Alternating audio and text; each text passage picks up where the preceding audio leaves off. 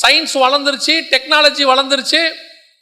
இன்னைக்கு வந்துட்டு எல்லாருக்கிட்டையும் ஸ்மார்ட் போன், ஸ்மார்ட் டிவின்னு ஒன்னே மனித மாண்பு, அன்பு குறைஞ்சு போச்சு. இப்ப எல்லாம் மிஷினா மாறுது. ஏன்னா இது மிஷினோட தான் அதிகமா பழகுது. ஒன்னு லேப்டாப்போட இருக்குது, இல்ல போனோட இருக்குது. அதிகமா மிஷினோட இருக்கிறதுனால இது சுபாவம் எப்படி மாறுது? மிஷின் மாதிரி மாறுது. அதிகமா மனுஷனோட இருந்தா அது மனுஷன் மாதிரி மாறும். நம்ம யாரு கூட அதிகமா இருக்கிறோமோ அவங்கள மாதிரி மாறுவோம். ஃபாதர் பெர்க்மன்ஸோட கொஞ்சம் பேர் இருக்கிறாங்க. நீங்க அவங்கள பாருங்க, ஐயா மாதிரியே பாடுவாங்க. வேற டிஜிஎஸ்ட கொஞ்சம் பேர் இருந்தாங்க, அவரை பாருங்க, அவரை மாதிரியே பேசுவாங்க. யார் கூட இருக்கிறோமோ அது மாதிரி ஆகும். நீ அதிகமா போன் கூட இருக்கிற, அதிகமா மிஷின் கூட இருக்கிற, அதிகமா டிவியோட இருக்கிற, சோ நீ மிஷின் மாதிரி மாறுற. உனக்கு அன்பு இல்லாம போச்சு, சுபாவ அன்பு கிடையாது. இன்னைக்கு ஏன் உனக்கு இந்த நிலைமை? மாமனார் மாமியார் சொத்தெல்லாம் புடுங்கிட்டு விரட்டி விட்டாங்க எங்களுக்கு மேல. அவங்க எல்லாத்தையும் வாங்கிக்கிட்டாங்க. திடீர்னு ஒரு நாள் வெளியே போக சொன்னாங்க. ஏன் சொன்னாங்க? அவங்க சொன்னது தப்புன்ற மாதிரி ஊர் ஃபுல்லா சொல்லிட்டோம். விரட்டி விட்டாங்க. எங்களுக்கு வீட்டுல பங்கு தரல, எங்களுக்கு சொத்துல பங்கு தரல, எங்களை விரட்டி விட்டாங்க. எல்லாம் உண்மைதான். ஏன் விரட்டினாங்க? ஏன் சொத்துல பங்கு தரல? நம்ம சைடு என்ன இருக்குது அதை பார்க்கணும். உன் சைடு எந்த தீங்கும் இல்லாமல், ஒரு தவறும் இல்லாமல் சவுல் தாவீதை துரத்தினது போல உன்னை துரத்தினால் கர்த்தர் உன் பட்சத்திலிருந்து உன்னை கண்டிப்பாக ராஜாவாக மாத்துவார். அவர் நீதி உள்ள நியாயாதிபதி. அதுக்கு முன்னாடி கொஞ்சம் ஆராய்ஞ்சு பார்க்கணும், உன் சைடு என்ன மிஸ்டேக் இருக்கு. இரண்டாவது வாசிங்க, ஆதியாகமத்தின் புஸ்தகம் 21ஆம் அதிகாரம் 9வது வசனம். பின்பு எகிப்து தேசத்தால் ஆகிய ஆகார் ஆபிரகாமுக்கு பெற்ற குமாரன் பரியாசம் பண்ணுகிறதை சாராள் கண்டு. யார பரியாசம் பண்றது? யார பரியாசம் பண்றது? இஸ்மவேல் ஈசாக்கை பரியாசம் பண்ணுதல். அதாவது இப்ப வரைக்கும் அந்த பிரச்சனையே இல்லை, ஒன்னும் ப்ராப்ளமே இல்லை. திடீர்னு பார்த்தா அம்மா எப்படி தன்னை நடத்தினாலோ அதே மாதிரி அவன் பையன் என் பையன் நடத்துறான். இதை அந்த அம்மாவால பொறுத்துக்க முடியல பாருங்க. ஏன்னா அம்மா சுபாவம் யாருக்கு வந்துருச்சு? பிள்ளைக்கு வந்துருச்சு. அவ அற்பமா என்ன, இவன் பரியாசம் பண்றான். கர்த்தருக்கே பிடிக்காத ஒரு சுபாவம் என்ன தெரியுமா? பரியாசம் பண்ணுதல். கர்த்தருக்கு பிடிக்காத ஒரு சுபாவம்.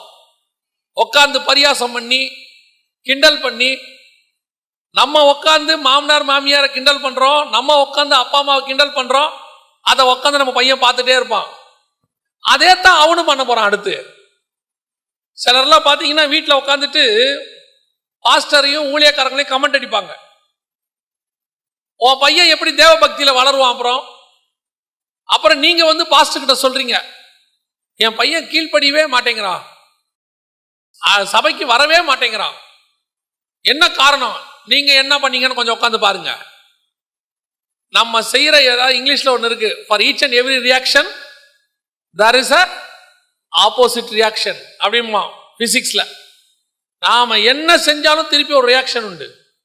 நீ உட்காந்து உங்க வீட்டில் டிவியில போன்ல ஊழியக்காரனை கமெண்ட் அடிச்சா நீங்க நினைச்சுக்கிட்டீங்க ஊழியக்காரனை கமெண்ட் அடிச்சோன்னு. ஆனா அதை பார்த்துக்கிட்டே உட்கார்ந்து இருக்கிற உங்க பிள்ளைகள் நாளைக்கு தேவ பக்தி இல்லாதவர்களாய் மாறிடுவார். அவன் சொல்லுவான், அப்பா நீங்க சொன்னீங்களே அவர் பாருங்களேன், அவன் கமெண்ட் அடிப்பான். ஏன்னா நீங்க அடிச்சிருக்கிறீங்க, நீங்க பரியாசம் பண்ணி இருக்கிறீங்க. ஆண்டவர் பார்க்கிறார், எல்லாத்தையும் பார்க்கிறார். ஏன் இன்னைக்கு அலைந்து திரிகிற நிலைமை ஆகாருக்கு? ஆகாரோடைய நிலைமை என்ன?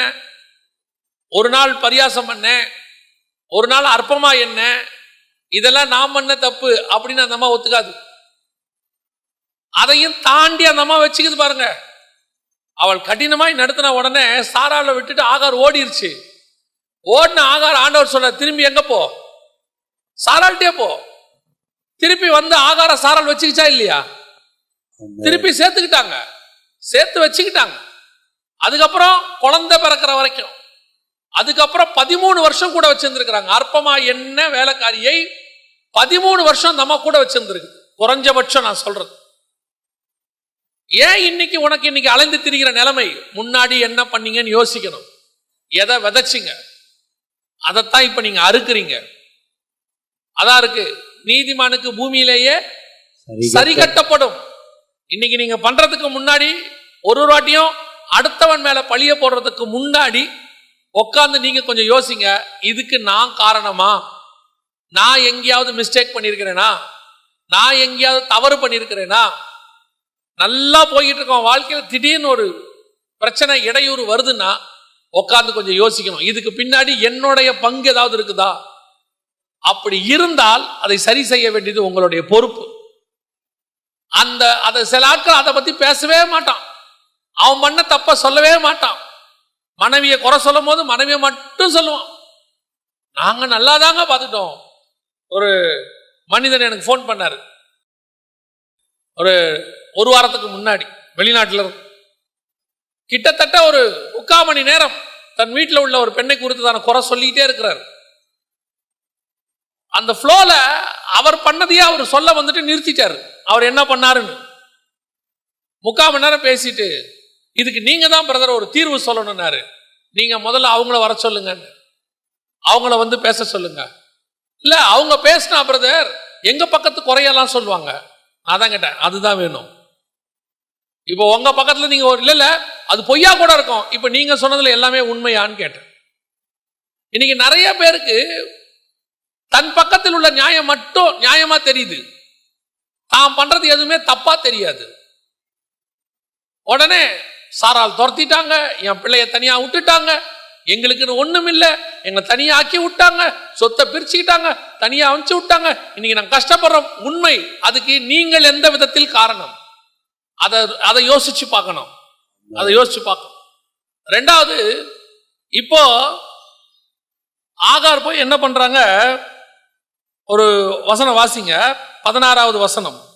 பிள்ளை சாகிறதை நான் பார்க்க மாட்டேன் என்று எதிராக அம்பு பாயும் தூரத்திலே போய் உட்கார்ந்து சத்தமிட்டு அழுதாள். இப்ப ஆண்டவரை நோக்கி சத்தமிட்டு அழுறாங்க, பிள்ளை சாகிறதை நான் பார்க்க மாட்டேன் அப்படின்னு. இந்த பிள்ளை சாகிறதை நான் பார்க்க மாட்டேங்கிற சிச்சுவேஷன் எப்போ வரும் தெரியுமா? இந்த சிச்சுவேஷன் எப்போ உங்களுக்கு வரும் தெரியுமா? வாசிங்க 14வது வசனம் வாசிங்க. ஆபிரகாம் அதிகாலையில் எழுந்து அப்பத்தையும் ஒரு துருத்தி தண்ணீரையும் எடுத்து ஆகாருடைய தோளின் மேல் வைத்து பிள்ளையும் ஒப்பு கொடுத்து அவளை அனுப்பிவிட்டான். அவள் புறப்பட்டு போய் பெயர்சபாவின் வனாந்தரத்திலே அலைந்து திரிந்தாள். துருத்தியில் இருந்த தண்ணீர் செலவழிந்த பின்பு அவள் பிள்ளையை ஒரு செடியின் கீழே விட்டு, எது வரைக்கும் தேவன்கிட்ட போல தெரியுமா? துருத்தியில் இருக்கிற தண்ணீர் தீருகிற வரைக்கும் எங்க போல? தேவன்கிட்ட போல. ஆபிரகாம் கொடுத்த தண்ணி இருக்கிற வரைக்கும் அலைஞ்சு திரிஞ்சு அப்படி இந்த பக்கம் போயிடலாம், அந்த பக்கம் போயிடலாம், இப்படி பண்ணலாமா அப்படி பண்ணலாமான்னு யோசிச்சுக்கிட்டே இருக்கிறாங்க. தண்ணி தீந்துச்சு, இப்பத்தான் அவங்களுக்கு தோணுது, இதுக்கு மேல நாம என்ன செய்வோம், இதுக்கு மேல நான் என்ன பண்ணுவேன். சில நேரத்தில் நம்ம கிட்ட சில ஹோல்டு இருக்குது. மனுஷன் கொடுத்த ஹோல்டு, உலகம் கொடுத்த ஹோல்டு. என்கிட்ட படிப்பு இருக்கு, என்கிட்ட வேலை இருக்கு, எனக்கு எங்க அப்பா அம்மா இருக்காங்க, எனக்கு வந்து நல்ல வேலையில் இருக்கிறேன், போஸ்டிங் இருக்குது, எனக்கு சொந்தக்காரங்களாம் இருக்கிறாங்க, எனக்கு ஒன்றும் கவலை இல்லை அப்படின்னு உனக்கு எப்போ வரைக்கும் தோணும் தெரியுமா? இவங்கெல்லாம் இருக்கிற வரைக்கும் தோணும். ஒரு நாள் கர்த்தர் இதை எல்லாத்தை விட்டு உன்னை தனியா மாத்துவார். ஏன் தெரியுமா? இதெல்லாம் தனியா மாறினாதான் தேவனை நோக்கி நீ கத்த தொடங்குவ, தேவனை நோக்கி நீ அழத் தொடங்குவ. 28 வயசுல 30 வயசுல நல்ல பெற்றோரை எதிர்த்து அல்லது கணவனை எதிர்த்து மனைவியை எதிர்த்து எல்லா வேலையும் செஞ்சிடலாம். எங்க ஊர்ல சொல்லுவாங்க, ரத்தம் ஸ்பீடா இருக்கும் போது எல்லாமே செய்யலாம், எல்லாம் செஞ்சிடலாம். இதெல்லாம் ஒரு நாள் செலவழிஞ்சு போகும்.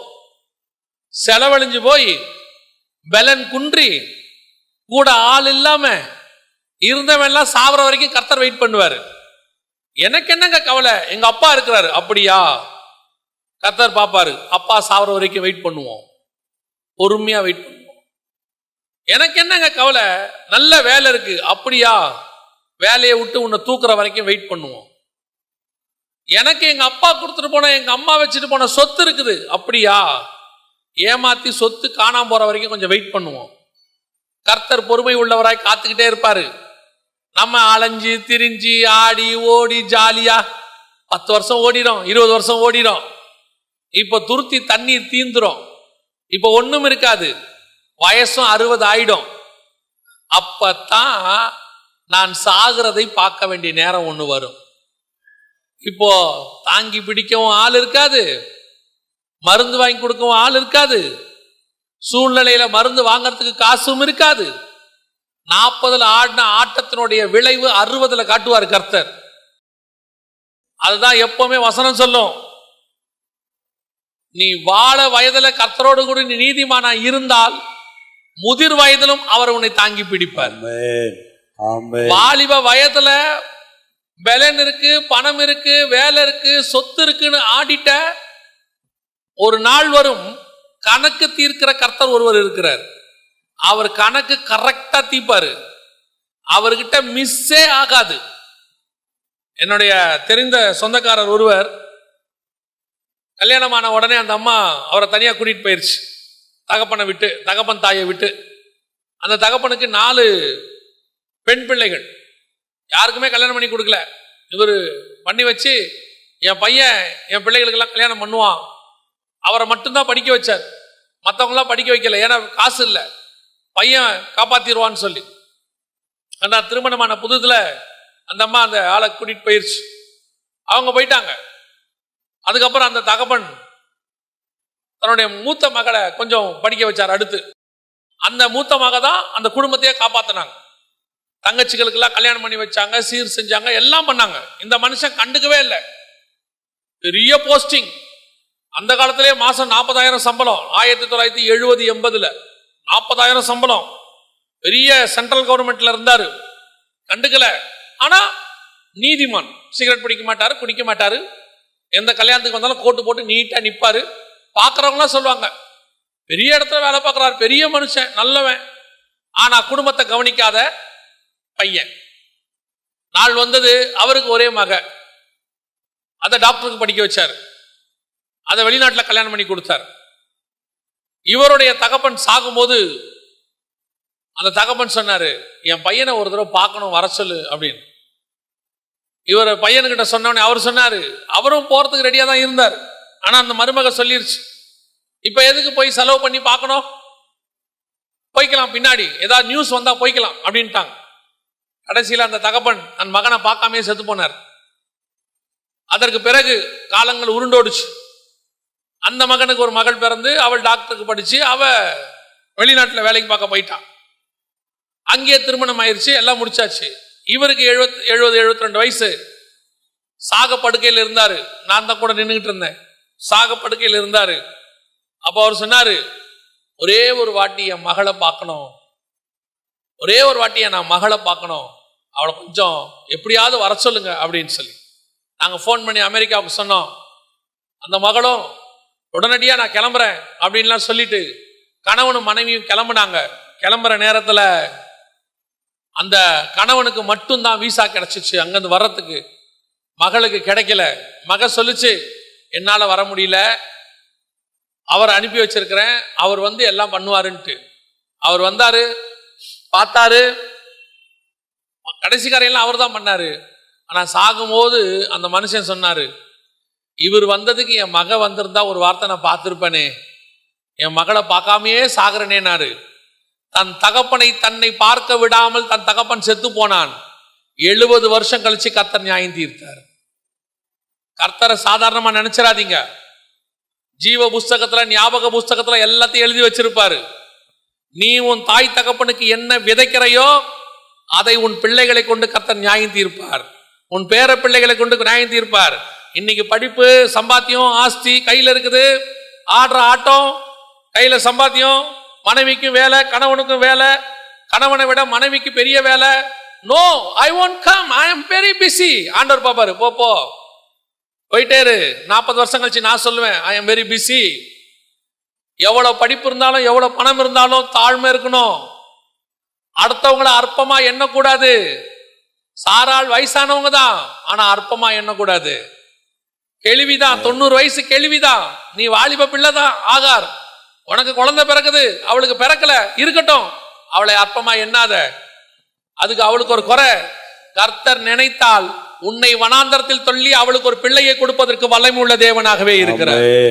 தேவன் எப்பவும் எதையும் செய்வார். நீ ஒரு பிள்ளை வயித்துல வந்ததுக்கு அவளை அற்பமா நினைச்ச, 13 வருஷம் கழிச்சு கர்த்தர் அவளுக்கு பிள்ளையை கொடுத்துட்டாரு. இப்ப என்ன நடந்துச்சு யோசிச்சு பாருங்க. அலைஞ்சு திரியுறது. இதுக்கு காரணம் என்ன? கடைசியில அந்த தண்ணி கையில இருக்கிற வரைக்கும் ஒரு நம்பிக்கை, எப்படியாவது வாழ்க்கையை போட்டுடலாம், எப்படியாவது செஞ்சிடலாம்.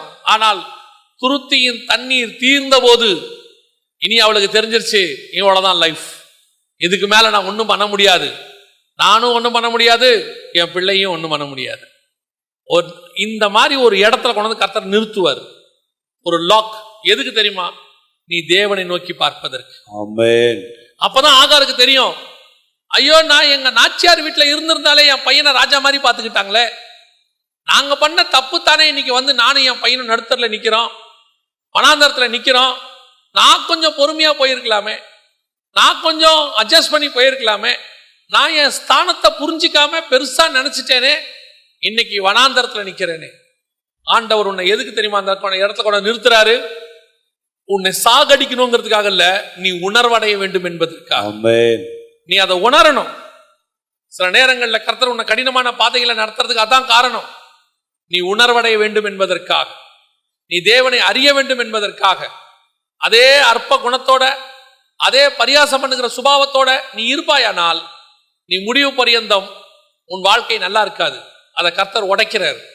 ஒரு இடத்துல உன்னை மாத்த விரும்புறாரு.